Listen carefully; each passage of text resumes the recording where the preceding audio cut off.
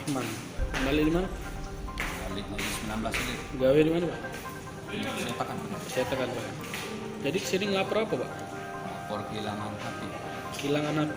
Kita pacak kehilangan HP itu cak mana ceritanya? Jam 4 subuh nih coba. Aku kan denger bunyi kacau. Jadi bangun, aku ini ada tangan bu. Aku bunyi kacau aku. Di rumah tuh? Iya di rumah. Terus?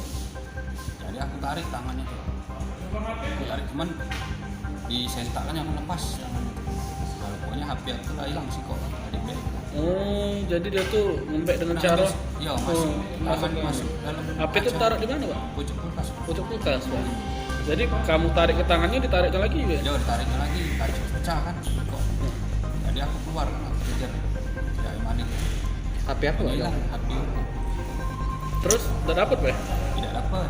Cuman tetangga itu kan ada CCTV pak. Berapa uang pelakunya, Pak? Apa? Pelakunya berapa uang? Sikok kalau dia. Jadi total kerugian kita berapa, Pak? Kalau HP itu setahun yang lewat pak. 1.900. 2 juta, Pak. Pelaku tuh Pak motor apa dah, Pak? Tidak. Lari jadi dia. Dari.